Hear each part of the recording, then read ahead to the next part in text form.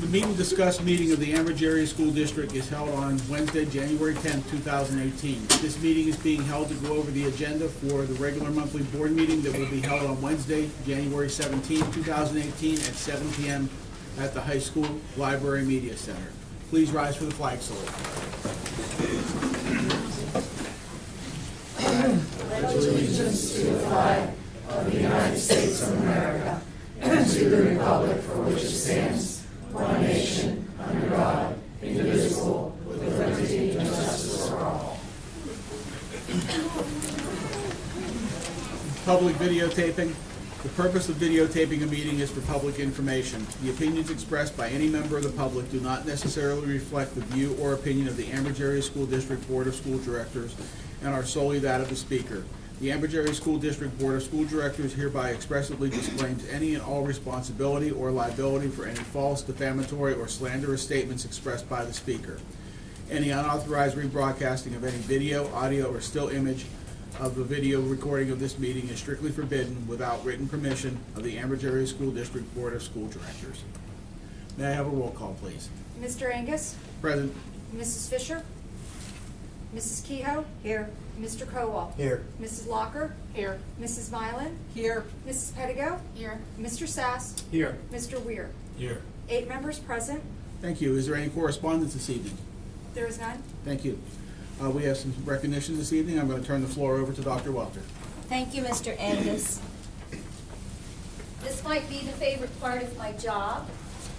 Before the holiday, we had a card contest, and we invited all of the students in the district to be a part of this contest. We had over 100 entries.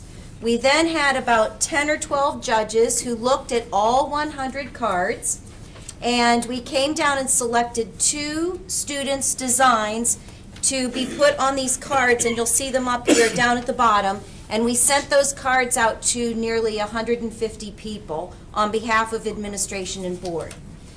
In addition to that, we had 3 other runners-up that were absolutely wonderful designs, and we wanted to recognize those 5 kids tonight. So our runners-up are, oh, I'm sorry, Mrs. Mylan. Our first runner-up is Emily Pinshot of Economy Elementary, 1st grade. Come on up, Emily.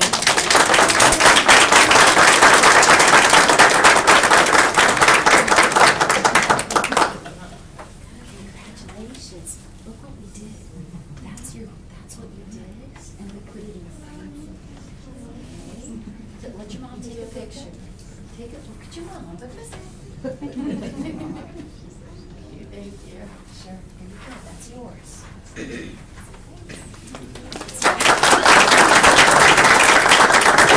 We all said it's 1st grade, but I don't think we could have done as well.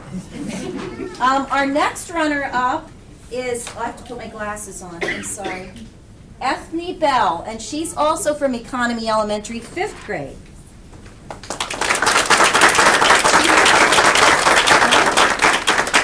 Okay. And our last runner-up is Alyssa Fodor from State Street Elementary, 4th grade.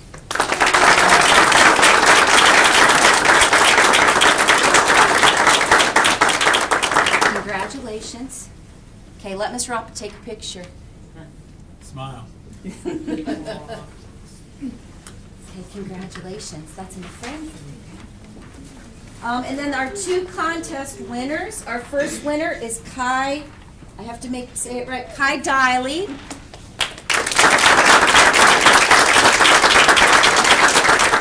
Congratulations, sir. There you go. That was great. We love that. Okay.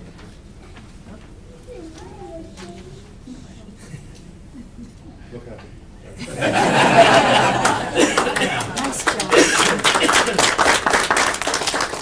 And our last winner was Phoenix Hale from Highland Elementary.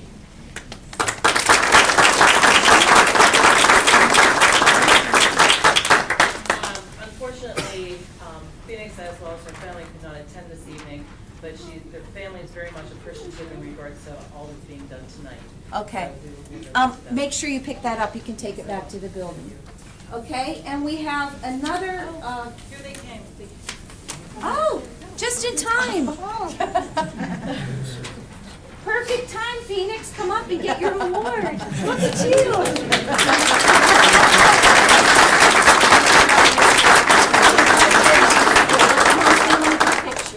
Okay, turn around. You want to get a picture? No? Okay. This is your star, right? And we put it in frame for you. Okay. Here comes somebody. And Miss Hoover's going to get one. To your left. Oh, okay. Miss Hoover's going to get a picture. Let's look at Miss Hoover.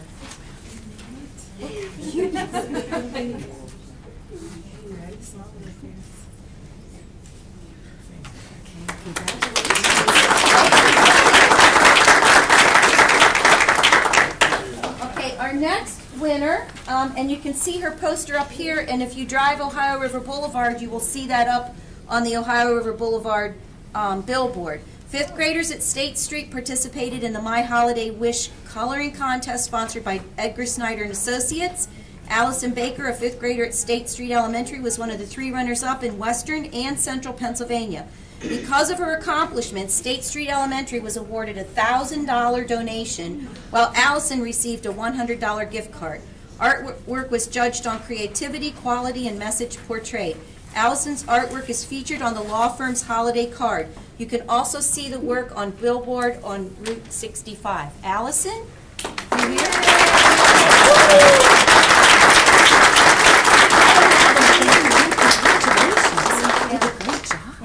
Okay, picture? Why don't you hold this thing between you? Okay, thank you. Props. All right, thank you.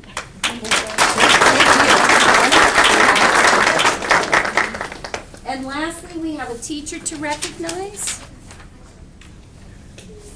Is she here? Come on up while I read. For more than 20 years, the Beaver County Educational Trust has awarded mini grants to area teachers to launch innovative classroom projects or expand curriculum that otherwise might not develop because of limited school budgets. This year, however, is the first for its Teacher of the Year award, honoring a teacher whose project grant application scored highest in judging rubrics and is deemed exemplary. Caitlin Badger, STEAM coach at Ambridge, is one of 2 teachers named Teacher of the Year by the Beaver County Educational Trust. Congratulations.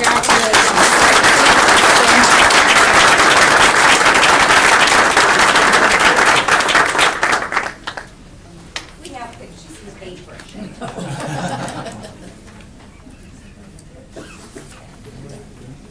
Okay, thank you very much, and congratulations again to everybody. Presentations this evening, Mrs. Zupit, you're going to do a presentation on the QPA and the class rank.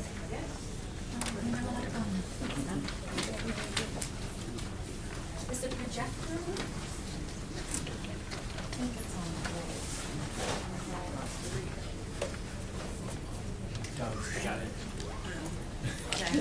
I've got cramp in my shortness.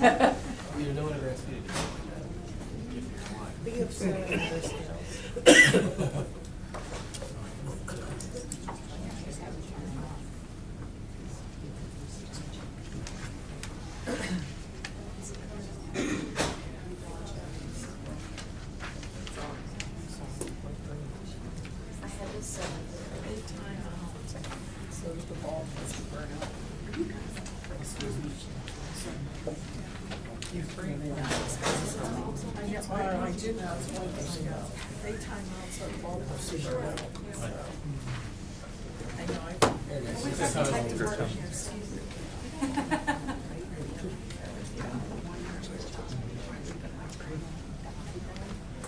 Now, do we require tall people?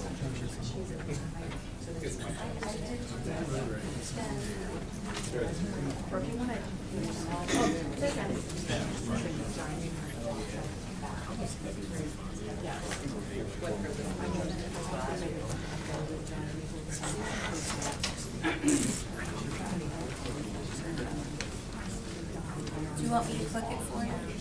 Sure. Or if you can get a better angle. Or I can do it from up there.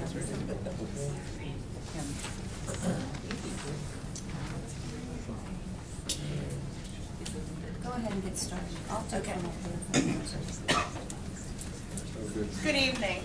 My objective this evening is to share with you some information that we feel will be beneficial. Over the course of approximately the last year and a half, we have been having some conversations that relate to class rank and QPA. Initial discussions took place with guidance and administration, and our guidance staff attend conferences frequently with their peers to talk about trends in education. Through some of these conversations and our own experience, we chose to bring some other parties to the table for a discussion. We have had administrators, community members, parents, and students share their input. I'll be sharing the product of those meetings with you this evening.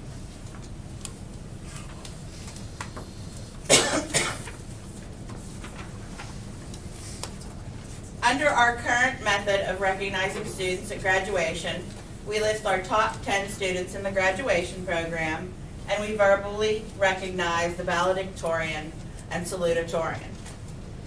Why are we proposing to eliminate class rank? Some of the things that we see occurring and that other districts see occurring is that students are manipulating the QPA system to boost their individual QPA.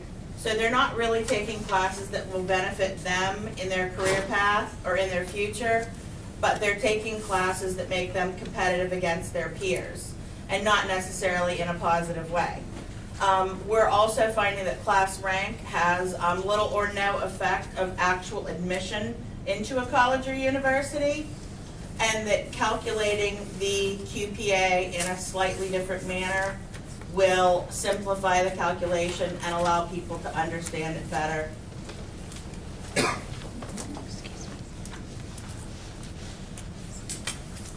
Okay, this might seem a little bit busy. I tried to color code it for ease of reading. But if you can start by looking at the first two rows under example number 1 and number 3. And those are your students that would have been recognized as valedictorian and salutatorian in those randomly selected years. Those students are a thousandth of a point away in their grade calculation.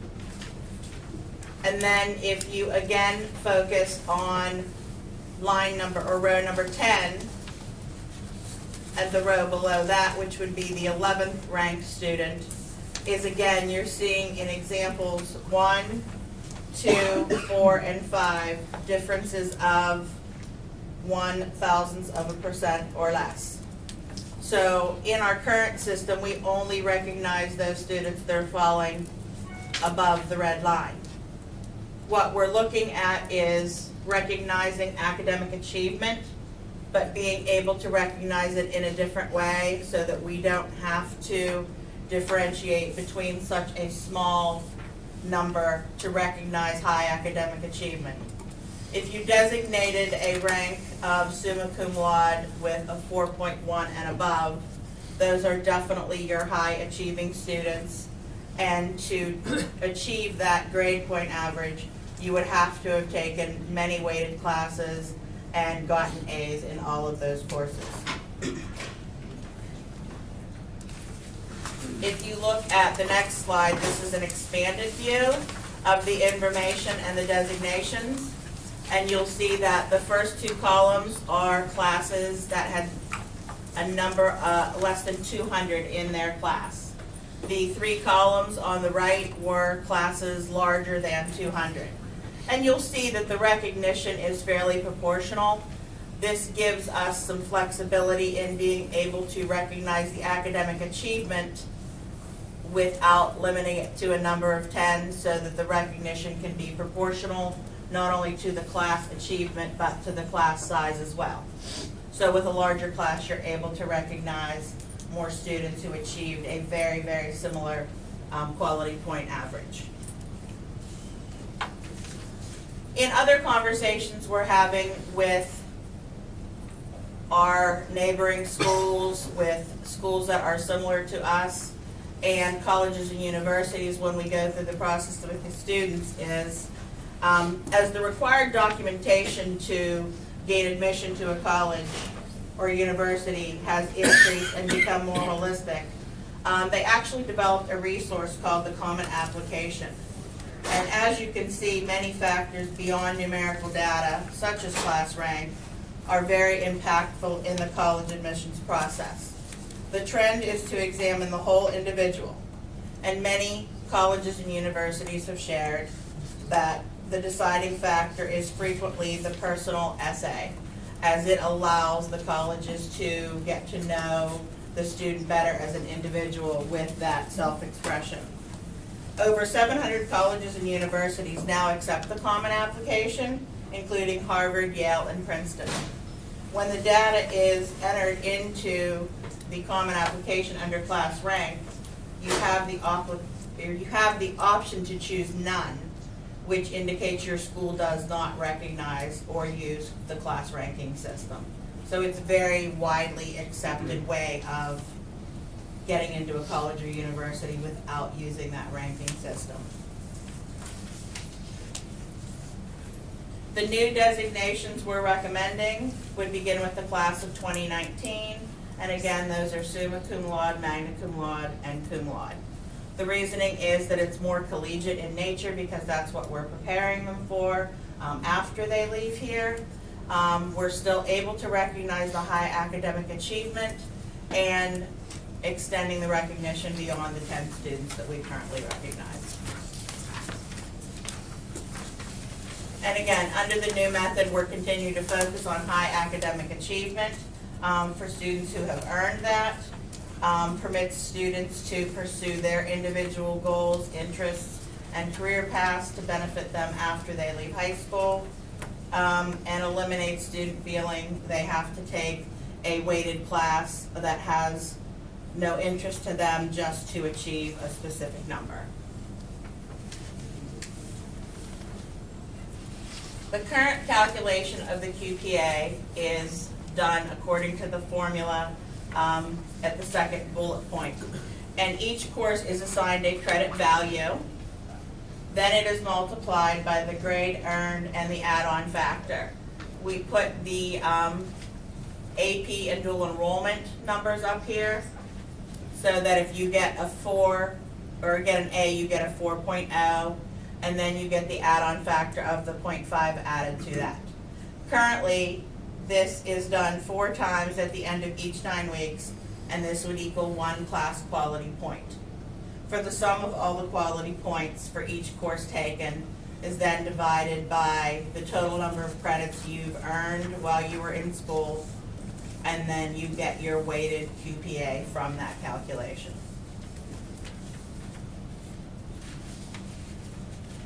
Beginning with the class of 2020, we are proposing that the credit and the grade and the add-on are still in place, but the add-on is awarded only one time when the final grade is averaged at the conclusion of the school year. It simplifies the process. We understand that ties are more likely to occur with the QPA, but under the new rank and recognition, it's much less important to the students' recognition and to colleges and universities.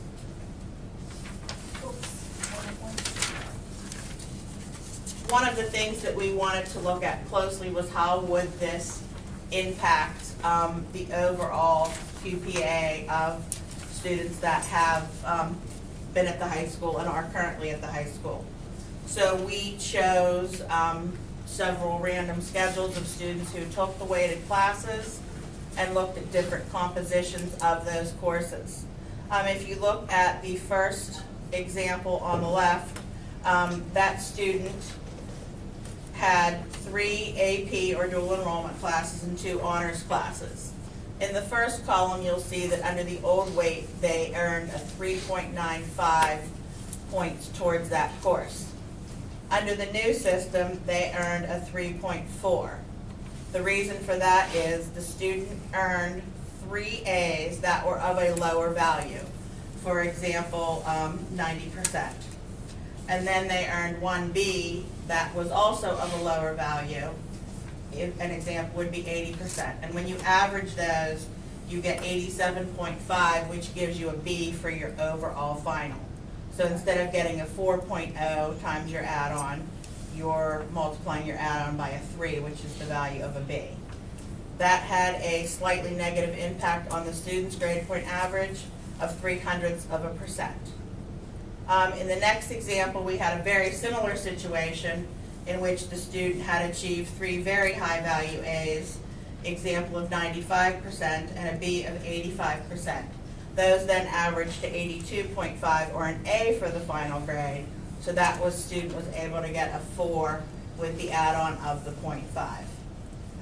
That student benefited slightly with 0.06% for their overall QPA.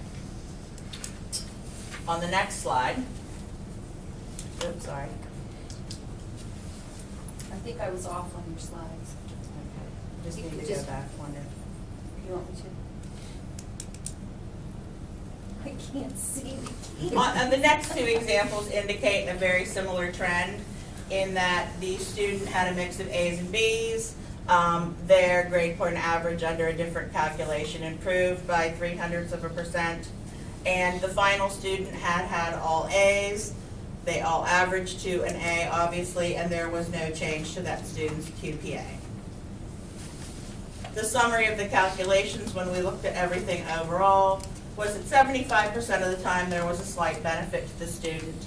25% of the time there was a slight negative impact, and the average impact of change for the QPAs that we examined was 15 thousandths of a point, which we feel under the new system of recognizing academic achievement that is negligible and would not have a negative impact on a student who wanted to go to college. Overall, we're able to recognize high academic achievement that students have earned under simplifying the method of the overall QPA and ranking system. We also found that a majority of Allegheny, Butler, and Washington counties are moving in this direction and having the same conversations. And upon reviewing other boards' policies, many of them have adopted policies in very close relation to what we're talking about this evening. And we would be the first district in Beaver County to adopt this new form of recognizing students and grade calculation. What we would be requesting from the board is a change in the class rank policy. So we've been looking at it. We would have to recraft it a little bit and then present that to you for a reading. Questions? You want to go back to the calculations? I do. Okay? Let me dumb it down, because it's the only way I understand it. Under the current QPA system, a student that takes an accelerated class, which means an A is worth more than 4.0s, worth 4.25 or 4.5 in exam.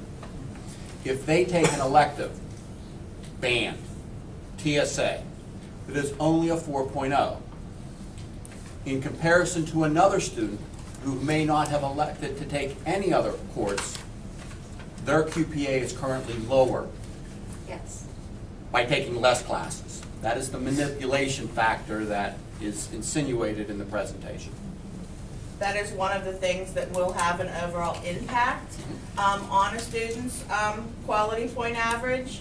And an example that's fairly simple is that if 2 students both achieve 15, and one student took 3 classes and one student took 5 classes, 15 divided by 3, which is less classes, will give you a 5, and 15 divided by 5 will give you a 3, which is a lower score.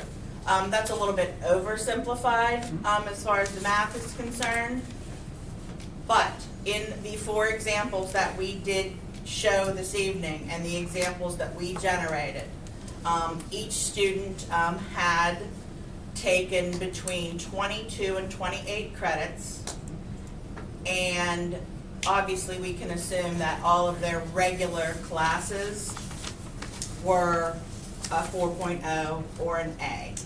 for the full credit. So even in the designation between a 22 and a 28, the most impactful thing that occurred was if that student, I guess I would say, would be on the borderline of the lower grade throughout the course of the entire year.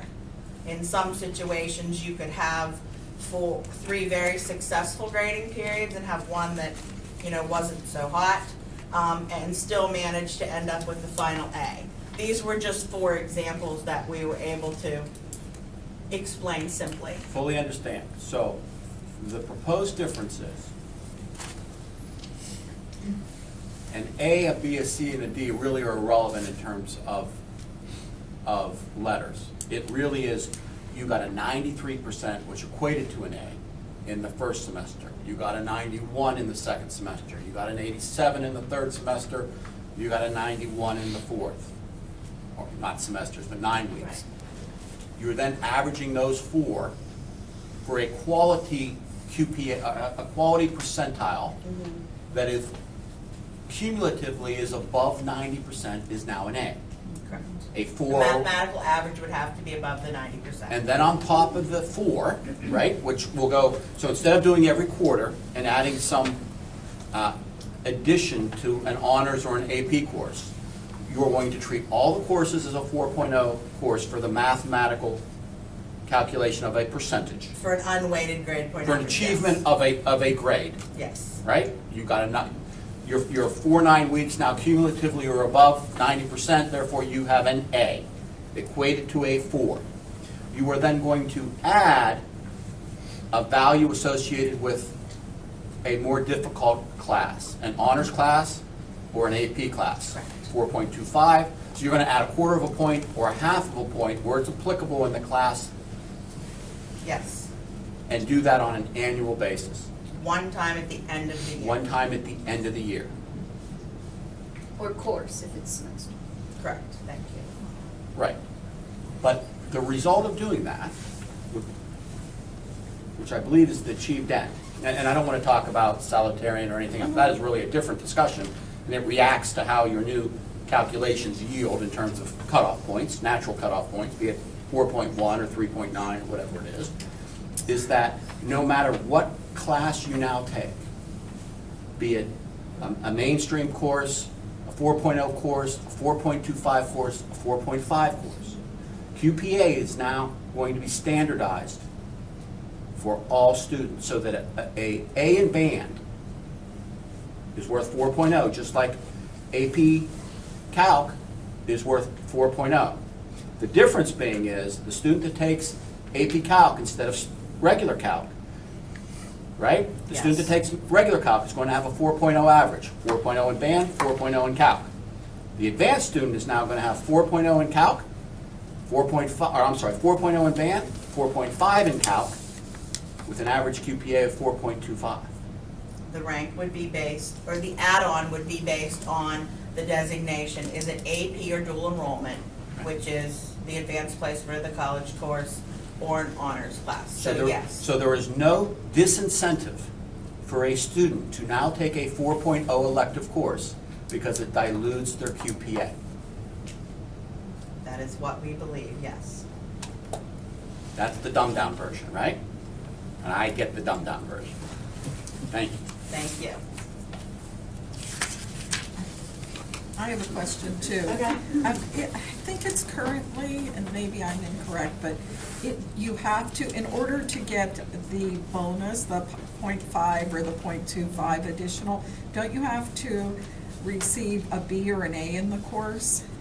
I believe it's an A, a B, or a C. The C Okay. does have some value. Okay. It's on the chart. Okay.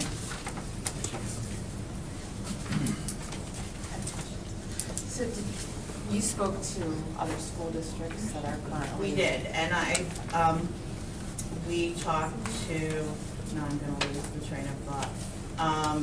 Fox Chapel, North Allegheny, thank you. They're listed in the email. Yeah, Seneca Valley. We talked to, obviously, the Beaver County schools as well. They would like to move in this direction, just have not done so yet. I think they're still in the exploratory stages as we have been. But we talked to, a lot of school districts and a lot of colleges to see, what they're dealing with. We're fortunate that one of our not too far out graduates is working as an admissions counselor at a college. So he has been very helpful in answering some of the more simple questions that we had, and he's very accessible to us. Were there any unintended consequences of the change from some of these school districts? Like anything that they brought No. up? And some of them have been moving this direction for 10 probably years. about 6 to 10 years. Some of the more recent ones are only 6 years. But they said that they've actually seen positive outcomes in the students. And I will say that probably one of the more important things to us was to, talk to the students and see, what their view of it, and to answer their questions in regards to, any sort of change that impacts their academics, especially students who are very advanced academically. And many of them use the term relief, that they were happy that we were being able to recognize an individual's academic achievement and interests without making it a competition among their peers. I have another question. In looking through your process and looking through our test scores, it seems to me we should be emphasizing science and math. Yet, when you looked at your add-ons, they were the same for non-math or science as for math and science. Should we be considering something to encourage our students to take math and science? Well, That's next. I was going to say that's next. The next presentation. But the good news is we do offer advanced honors, AP, and weighted classes in all of our disciplines, so that if you have a passion for, science, you can pursue that and get more classes in that course area. So you're encouraged to take science. But we don't want to discourage a student who wants to go to school to follow a passion for history or social studies either.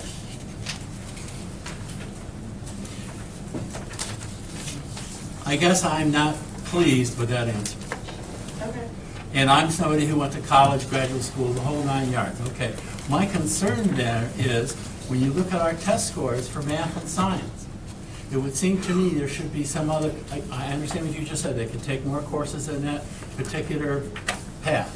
But my concern is, what are we doing to encourage our students to take more math and science? Because our country needs people in math and science. No offense to English and whatever. We don't disagree. There are prerequisites the students have to take before they're able to get into the weighted and advanced courses. So we do believe that once you work through those courses where the test is given at the end of the course, like a student has to take a course after they complete their biology class. They have to take the Keystone exam for biology. After that, we have to allow them to move on. And if they're not successful in that, we need to provide remediation. The other thing that we're doing with the new math series, and if we can get the middle school approved, I would like to push pre-algebra down to 6th grade for, those would be the kids that would get to AP Calc A, B, B, C. And if we do the middle school concept, all 6th graders will get a full period of science all year long. Right now, it's alternating with social studies, and it's every which way in 6th grade. And so if we can get the 6th graders into a middle school and develop a 9-period day for them, we can hit them solidly with advanced math, pre-algebra, push them to geometry by 8th grade. But that's determinant on how the community responds the next few days on this middle school concept. But the whole thing at the middle school, there would be accelerated everything in 6th grade or advanced everything in 6th grade. So I would love to see 2 sections of advanced science in 6th grade. We don't have that right now. That would be a new curriculum, right? And I think that after you see the next presentation, you will see some of the things we're attempting to put into place to strengthen, especially the areas of math and science. but that is definitely the information that's in the next presentation. I look forward to it. Thank you. I have a question. Oh, sorry. By this new policy, we're going to eliminate then number 1 and number 2 positions in our classroom, correct? Correct. So that means we're not going to have, we're eliminating competition, right? Now you don't have to compete to be number 1 or number 2. That's my first question. Number 2 is, schools like Youngstown State give a scholarship, a full ride to the person that graduates number 1. We can't have 10 people graduating number 1 because we're not going to give 10 people Correct. that same. You would still provide that Opportunity. class rank to them. The first person in the class, if that's the scholarship they were requesting, we would give that information. They are number 1 in their class. So you could still provide that information. Why can't we have the new grading system set up and still have a number 1 and a number 2? Well, we can, but it's 1,000th of a point. I mean, understand that. and you saw the way the calculations go, depending on which way you calculate it, different kids come out number 1. And for 20 years of my life, I've been having conversations with parents over, well, if you would have calculated it this way, my kid would have been number 1. Well, my Then we concern- calculate it the other way, and then their kid isn't number 1. And when it's 1,000th of a point, 1,000th of a point, and it's determinate upon the decision of the calculation for QPA, it just doesn't seem worthy of differentiating between Well, I 2 or just 3 hate to see kids. the competition of the whole thing be eliminated. I mean, it's just Well, like these going to the kids are Olympic Games. competitive. Somebody wins a gold medal with 1/100th of a thousandth of a point, then they win. And somebody goes home with second. So my thing is, I don't want to make it where these kids don't have to compete. It just, I can just get an A. I don't need to get something better than an A. I just need to I get don't an A see and I'm that with this recognized. group of kids. And I would put Mr. Webster in that group of people. These kids are going to excel regardless. They'll compete against themselves to do the best that they can. And that's what happens in college. You don't compete to be number 1 in college, but I didn't want to get anything less than an A when I was in college. Well, college is a different scenario than high school. And in a financial gain, It it's not wasn't the for same. me. When you go to college, your financial gain is different if you're number 1 in your class. You get more money, get more scholarship money. I think his clarification is whether you still recognize the valedictorian solitary. I think if I hear Mr. Caldwell correctly, Right. I don't know that it speaks to summa magna cum laude rankings. I actually like those because the pool of recognition can be much larger than 10. Right. It's based on the actual achievement of the student. So you achieve over a benchmark, and there's 22 of you, now 22 of you get recognized. That is the benefit. I think the competitive aspect, there are 2 schools of thought, and one is you're recognized for effort, and in the real world, whether that, it is the same discussion of if you get an award for participating on a soccer team, or you get an award for winning the championship on a soccer team. A valedictorian and salutarian recognition is that same basic discussion, and it is a very polarized discussion. And we don't dispute that there are many schools of thought and many methods. We wanted to share what we believe is beneficial moving forward. And we thank you for allowing us to share that with you. So the next steps, just for clarification, is you're going to craft a policy, and then the board can discuss that whether or not we choose to move forward with the policy you recommend or propose changes. Yeah, and I don't think Val and Sal is identified in that class rank policy. I can't remember if it is or not. I probably have 10 of them on my Yeah. desk. Thank you.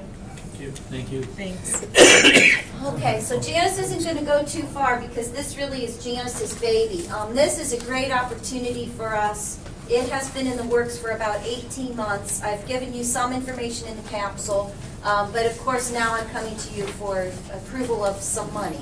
Janice and John Board, for the last 18 months, have been engaged with this company. It's called the National Math and Science Initiative. This is the group that writes the AP tests, scores the AP tests, and writes the SAT.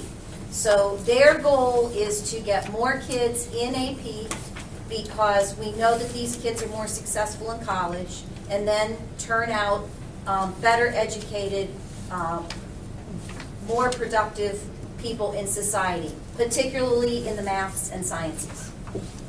So this has been an ongoing project. It's kind of one step at a time, one phase at a time. They wanted information from us as far as how many AP kids, how many take the test, what the scores are, how many teachers we have, how many classes we have.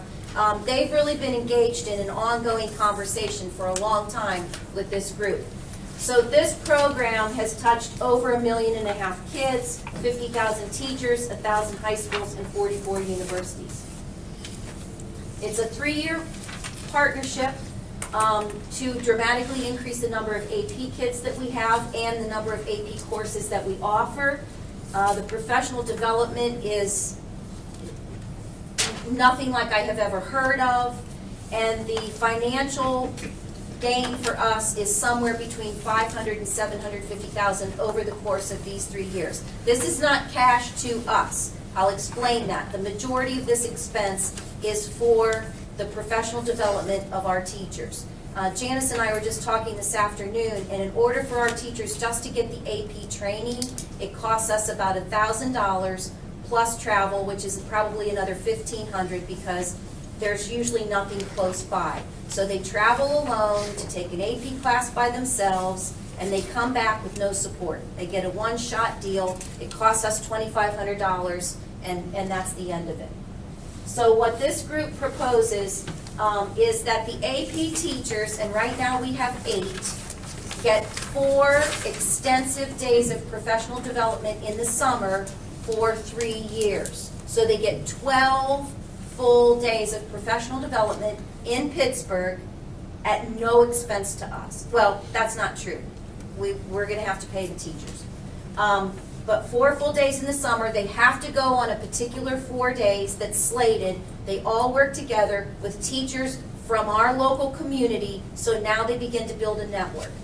When we presented this to our AP teachers, I'm not saying this funny, they were almost giddy, because every one of them said, I've been teaching this course for 8 or 10 years, and I have no one to talk to. I'm the only person in the building teaching it. I've only ever gotten the first class. I have no one to talk to about this class. I don't know how to make it better. In addition to that, they get 2 full days during the school year in the fall, and then they get 2 days in the summer. And the summer training, I think, is the best of all. They actually administer a mock AP test that's given to us. They administer it to their kids. They go to this 2-day training, and they learn how to score the test. So they get feedback before the kids take the test on what they didn't know or did know, and they learn how the test is scored. They're required to attend 3 Saturday training sessions with their kids, and the kids are required to do this as well. It's a 4.5-hour Saturday training, and it's done by expert AP mentors. So the experts come in that work for this company, they do these study sessions, but our teachers get the advantage of learning how to do these study sessions. And then they also have a personal mentor that's available to them on site or by phone, and as well, Janice would have a mentor, an administrative mentor for these courses. All of this they get for 3 full years. In addition to that, and this is where I think the bigger conversation about math and science comes in, we would select 27 teachers, 3 from every grade level, from 3 through 11, so a math, science, English 3rd grade, math, science, English 4th grade, and those 27 teachers would now get 4 full days of training in the summer for 3 full years, and we would work on the vertical articulation of our curriculum so that the 3rd grade teacher understands, the 3rd grade math teacher now understands why teaching area in 3rd grade affects AP Calc A BBC. And I've said it to, everybody here inside the house. I've done professional development with teachers for 20 years. I'm very confident in my ability to professionally develop teachers. There is no way I could do this kind of professional development because I'm not an AP Calc teacher. I can't connect area in 3rd grade to AP Calc in 12th grade. And they have this down pat. They have a way to do it. They have a method. They have a system. When they do these 4-day sessions in the summer, and those are also 4 required days, 4 in a row, they take a concept every day. So for 1 full day, they work on area. So over 3 years, they're going to do 12 concepts, which is the curriculum, basically. They can develop our like a perfect vertical articulation of our curriculum in 3 years. In addition to that, these teachers then have the availability of lesson plans, tests, all kinds of materials and assessments that's at hand for them.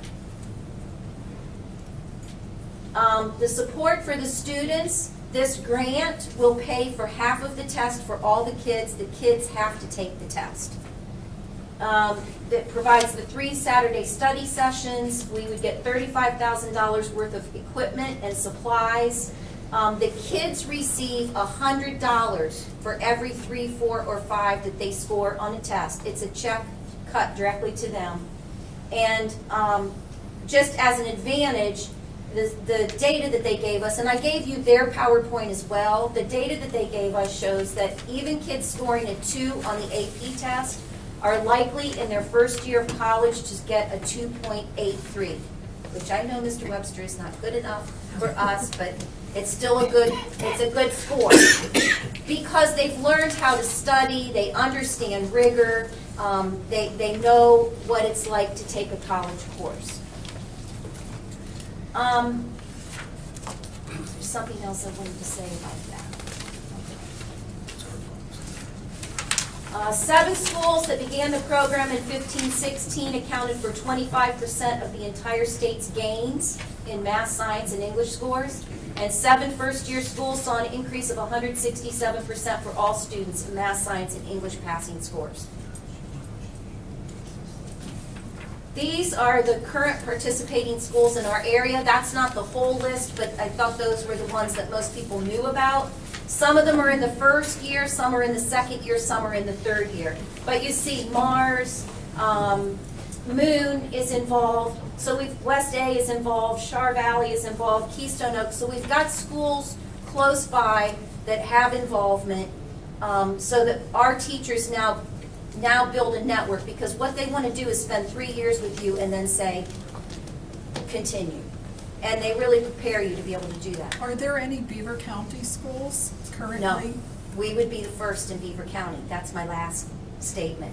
The only school district that's been approached is Beaver, and they couldn't do it because the other part of this program is that you have to, they set you up with a matrix and they say, okay, you've got this many kids and you have this many courses, okay? The first year of the program, we want you to get 40 more kids taking AP classes. And we want you to offer 2 or 3 more AP courses. So they expect you to build capacity of the AP content. And a couple of our courses are dual enrollments. Those we would change to AP courses. And we haven't figured out for how we would do it next year. Another offering that we could do for 9th or 10th graders would be an AP coding class, which would get a different clientele of kids. Like, they might not necessarily be AP math kids, but they could be AP coding kids. So we kind of have a plan as far as how we would increase the numbers. This is going to be a heavy lift for teachers because, Paul Ladio said, I had 3 kids walk out the first week because they didn't want to deal with the rigor. And I said, Paul, you're going to have to go down to the cafeteria and get them back in because we can't have them dropping out. But there's incentive for the kids now, and there's support, and they would definitely be more successful because of the supports that are available. Another question. Yeah. Did they come to us? No. Did this group? How did we learn about this group? We have a student that's currently enrolled and is a senior, and his mother works for a company that does public relations for somebody that they're involved with. I have had a previous relationship with her of having the student. She reached out and said, Janice, this is an up and comings. Please reach out to this person. I did that, and from there, we've just been communicating back and forth. We started the pre-application process, we were accepted, and now we're at this stage. So we did reach out to them, but somebody in the community made us aware that this was even available. The AP teachers had to sign a commitment. They'd actually sign off that they were willing to do this. So I couldn't come to you until we knew they were willing to do it. Okay, so the district match is 25 grand a year for 3 years. They asked us to do the match. Okay, the cost, we have to pay the teachers for time beyond the school day, which is an hourly rate, and for the 8 AP teachers for 4 days plus the 3 Saturdays would be $12,000. For the 27 teachers for the 4 days, it would be $30,000. I know those numbers look astronomical, but the bang for our buck and what we can do internally, professionally, or the money that we spend to send people out with this, that, and the other thing, this is a comprehensive way to provide the professional development. So the total of that number would be $42,000. Our current budget for professional development is about $35,000, and we have about another $29,000 in travel expenses for professional development. I pulled those quickly off the budget, so there might be money here and there in the building budgets that I didn't tally in, but we've got about $60,000 in that pot right now. So I think between restricting the amount, like I would probably say to teachers, if you go anywhere, we're not paying for it for the next 3 years, or unless it's something really important. A lot of things you can get at the BVIU for free, so we might have some travel to BVIU that we would have to pay for. And Doug assures me that we could scrape up some other funds for them. So for the 27 new teachers that are going to be selected for this, will this count as their AP certification? Or No. will that be another No. 2,500? Well, they're 3rd through 11th, so most of them will never be AP teachers. Okay, so when they get to the high school, then we would have to talk about certification, right? I mean, they'd have the skill set, but they wouldn't be certified? Well, these teachers are just learning how to teach kids at lower levels to be more successful at higher levels. So your elementary teachers are never going to be high school teachers. They'll never teach AP. Mm-hmm. Okay. But you've got somebody, you're saying grades 3 through 11. So you I have have 3 3rd grade teachers, 3 4th grade Right. teachers, 3 5th grade teachers. So at some point, you're going to reach the 10th and 11th grade. If you had 3 teachers each one, are they going to have certificates because they're teaching AP at the high school? Well, the 11th grade teachers who would be trained wouldn't be the AP teachers. They would be the teachers preparing the kids to take the AP Calc AB BC in senior year. So they would be teaching the high-level math in 11th grade. Maybe an honors level course, but not the AP course. They might eventually become an AP teacher when somebody retires. The 8 AP teachers allows us to sustain our current AP class offering And and increase. allows us to continue to grow into the next 3 years of that. The 27 teachers, the program that they attend is actually called Laying the Foundation. So those teachers, as Dr. Welcher stated, are responsible for preparing the students by introducing rigor and the positive study habits through 3rd grade and 11th grade. So when these kids do enter into an AP course, they're better prepared for it. The other with the computer coding class is that it makes AP courses more accessible earlier in the student's experience so that they can go to a higher level AP class. For example, there are probably, I want to say, 4 AP Physics levels that these students can achieve, and we don't currently offer all of those. We're hoping to be able to take the person who is teaching the baseline AP Physics course with that certification. He'll be able to extend to teaching the highest level of the AP Physics offerings. So where does that leave these 27 teachers, or the 3 teachers in 10th grade and 3 teachers in 11th grade? That leaves them better prepared to share with their department to prepare kids to get to that high level. It's a professional development for the entire district to get the kids to AP. I mean, you can't just go into AP senior year without the appropriate preparation and understanding all through those grade levels. As what you just said about moving the kid, getting the kid ready, shouldn't we also be responsible for getting those teachers ready to move up? No, a third grade teacher might always be a third grade. Not a third grade teacher, but if you've got a 10th grade teacher and an 11th grade teacher, you're wanting them to be able to teach these kids, but they're not an AP teacher. How do they get to be an AP teacher? Maybe they don't want to be. Well, okay, maybe Yeah, there's something to do. we have 8 or 10 teachers in a department, so, there are a few AP teachers in each department, and those turn over as time moves on. If they want to be an AP teacher, that's terrific, then we would help to get them prepared to do that. Okay. It's a separate process. Yeah. It may be, but I keep hearing about moving kids up. I don't know. But all of a sudden, you've got these teachers. Obviously, a third grade teacher never wants to go to high school. But if you've got teachers in the 10th and 11th grade, what are we doing for them? That's what my concern is. We're talking about students, which is important. Right. But we got to also help the teachers get to where they may want to go. And I'm suggesting that 3 years of 4 intensive days of training, and then their ability, they would then be responsible to train the trainers, and they teach other people in their grade level. They would have a heavy lift for some time as well. Is there going to be some kind of guarantee that these teachers, like the third grade teacher, will stay in that program for 4 years, even though we have a bid I process? think they have to sign intents as well. We have to post it, so it would be posted because it's money.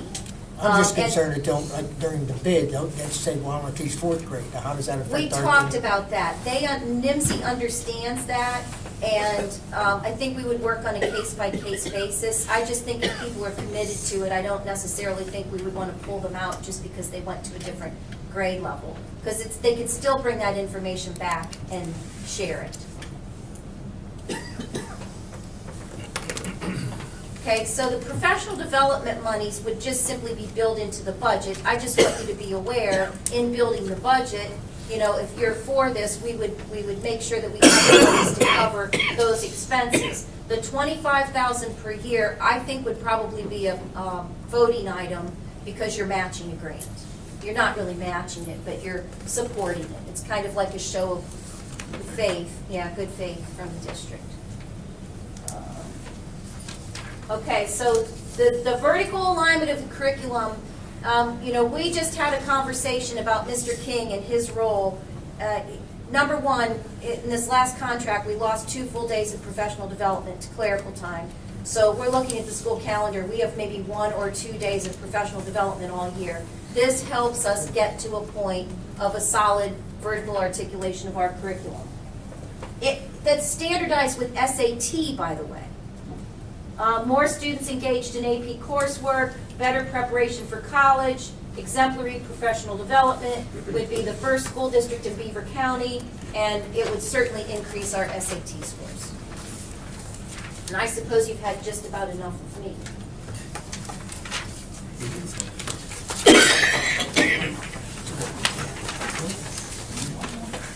All right, anyone have any other questions regarding the presentations before we move forward? Go ahead. You have the tall technical chart. Go ahead.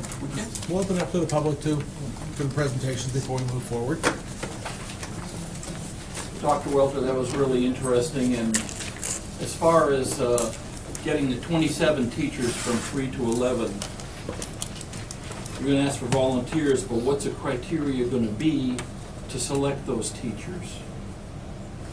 based on the contract that you have with the teachers. The contract doesn't interfere with that. Once they vie for those positions, then administrators have the ability to select from that group. So we would probably take recommendations from principals and look at their evaluations and things like that, but probably principal recommendations.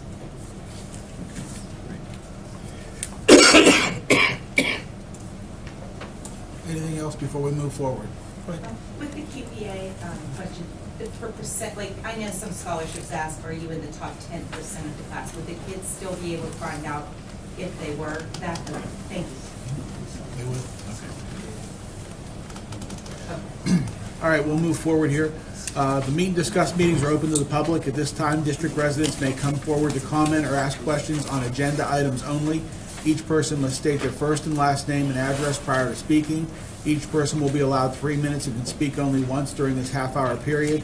There will be no discussion during this time, but any board member or administrator desiring to address questions or concerns may do so at the conclusion of the committee reports.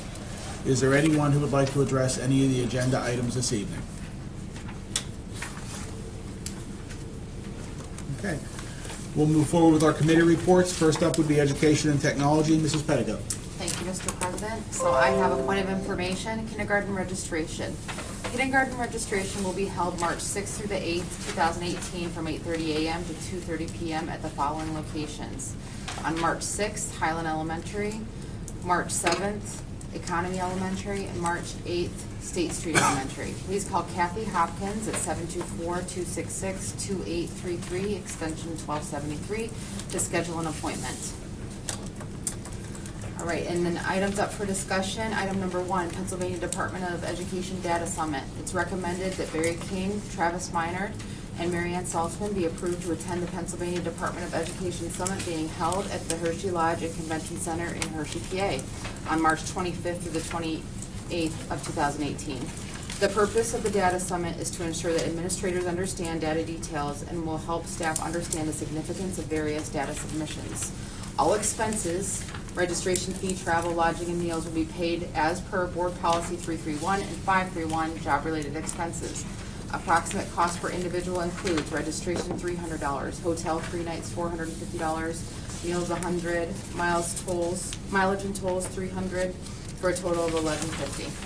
Any discussion?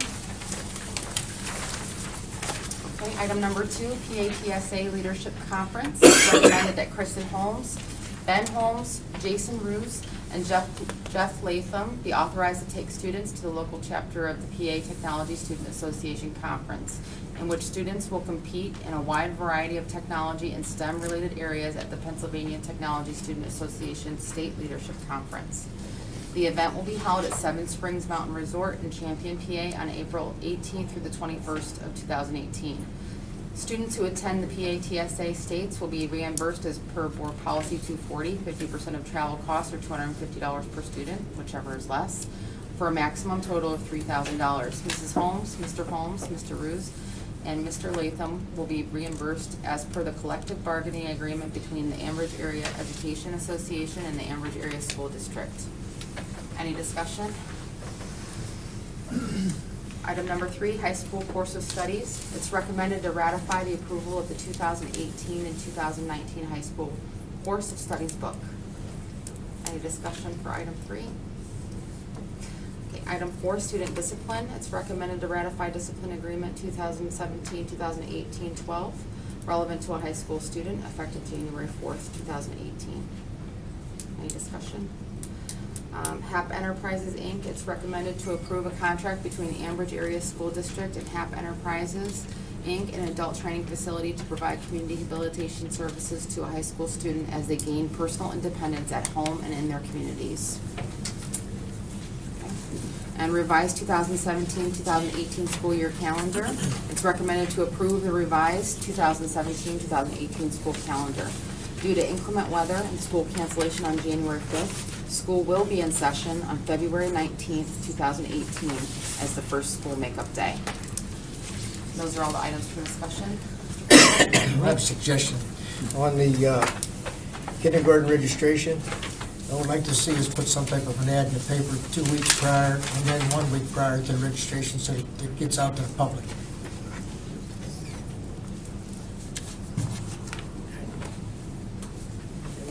All right, thank you, Mr. Cole. Anything else before we move on? Okay. Finance and budget, Mr. Sass, please. Items 7, 8, and 9 relate to the approval of monthly bills, cafeteria bills, and budgetary transfers. Those are normal course for each meeting. They are not yet presented to discuss. Item number 10 relates to the potential to approve and enact one resolution opting out of the accelerated budget and tax. That is basically a notice to the state that the local tax rate will not be increased by the board over the inflationary rate allowed by the state. I'm unsure that we are able to do that authorization without some snapshot of what the budget will look like, because obviously local tax revenues are a significant component of any given budget. So Mr. McCausland, if you might be able to enlighten us a little bit on if we might be able to see a snapshot? I can get you a snapshot for next week, no problem. I'll get it to you, I'll try to get it to you by Monday. Electronic? Yes. Any other discussions on item number 10? Thank you, Mr. President. All right. Next up, building and grounds, Mr. Kowal, please. Number 1, bid authorization is recommended the administration be authorized to advertise for restoration bids for the junior high school girls and boys rear hallway restrooms. Any discussion?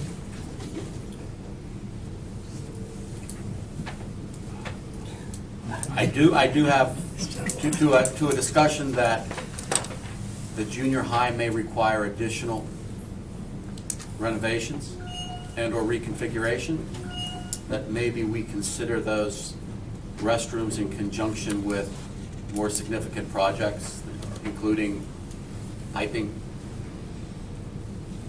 sewerage, and other repairs that that building may need, rather than kind of piecemeal together the renovation of that building. So I don't disagree that those back restrooms need reestablished.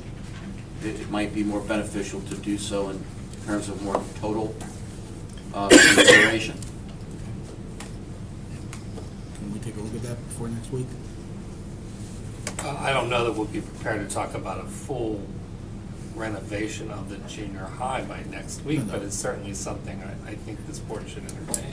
Just I don't think it's a total what we need to do is we need to put something together, some kind of a scope, that we're not buying furniture this month and then doing this next month and that the following month. Let's try to put something together as a package. I'm concerned that we renovate those bathrooms and then find out that there are significant water or sewerage issues and basically dig everything up that we might have been able to address more I don't maturely. disagree with you. Those bathrooms, to my understanding, have been closed for 6 or 7 years. There's just one. There's just one restroom that has not been in use. Right. And you know, the other alternative may be to just put that restroom back into use with some minor investment while the totality of a larger project may be evaluated. Okay. I was up there looking at those bathrooms, and they do need renovated, but as far as like a total restoration, I think we can get by without that this time. My understanding is as long as we don't do a significant renovation of those bathrooms, they don't have to be ADA compliant, That's correct. That's correct. right? Which is obviously the significant, I don't want to say obviously, it is a significant portion of the renovation, is taking a non-ADA compliant facility and making it ADA compliant. Any other discussions on that before we move on? Mrs. Fisher's not here this evening for athletics, so Mr. Weir, would you take that one, please? Yes, sir. Athletics. Overnight tournament participation request. It is recommended to approve high school boys volleyball team to attend the following overnight tournaments. Northeast High School, Manchester, PA, April 6th through 7th, 2018. Central York High School, York, PA, April 20th through 21st, 2018. State College High School, State College, PA, April 27th through 28th of 2018. Any questions or comments? Okay, moving on, Mrs. Bynum. I have one point of information. I am happy to say that the district will be reestablishing the Hall of Honor. Documents to complete for nominations will be available on the district website in early February. Any questions or comments? Where would this Hall of Honor be? It is currently located in the main hallway when you walk in to the right on a wall. And I guess we're planning on keeping it there for now. Until it gets so big, it has to go somewhere else. Good sign. All righty. Steering and rules, Mrs. Kehoe. Item number 1, Policy 441, Suspension and Furloughs, first reading. It is recommended to approve School Board Policy 411, Suspensions and Furloughs of Professional Employees to establish the manner in which necessary reductions of staff should or shall be accomplished. I think you all got those ahead of time to read. Are there any questions on that? Item number 2, Policy 302, Employment of Superintendent/Assistant Superintendent, first reading. It is recommended to amend School Board Policy 302, Employment of Superintendent/Assistant Superintendent, to establish guidelines for the selection of a superintendent or assistant superintendent. Are there any questions on that one? Item number 3, Policy 706.1, Disposal of Surplus Property and Obsolete Equipment, first reading. It is recommended to approve School Board Policy 706.1, Disposal of Surplus Property and Obsolete Equipment, to establish guidelines to quickly and efficiently dispose of surplus, unusable, and obsolete property. Any questions on that one? Item number 4 is Policy 150, Title I, Comparability of Services, first reading. It is recommended to approve School Board Policy 150, Title I, Comparability of Services, to demonstrate the district's commitment to ensure that no discrimination occurs in a distribution of resources funded by state and local sources, regardless of the receipt of federal funds. Are there any questions on that? Item number 5, Policy 431, Job-Related Expenses. It is recommended to amend the School Board Policy 431, Job-Related Expenses, for the payment of the actual and necessary expenses, including travel expenses, that any district employee incurs in the course of performing services for the district. Any questions? Item number 6, Policy 217, Graduation Requirements. It is recommended to amend School Board Policy 217, Graduation Requirements, to outline the graduation requirements students must achieve. Any questions? Item number 7 is Resolution PSBA versus Simone Campbell. It is recommended to approve the resolution specific to PSBA versus, it's Simon here, but okay, Campbell as presented. Any questions on that? That's all I have.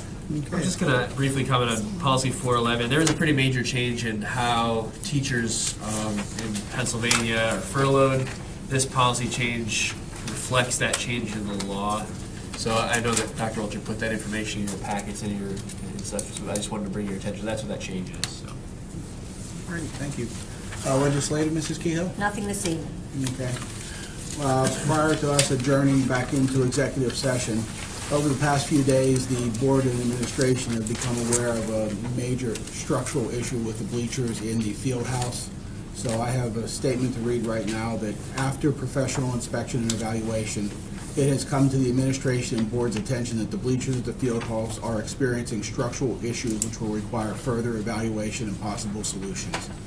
While administration continues to look into possible solutions, it will be necessary for now to move all junior varsity and varsity boys basketball games to the high school gymnasium instead of the field house.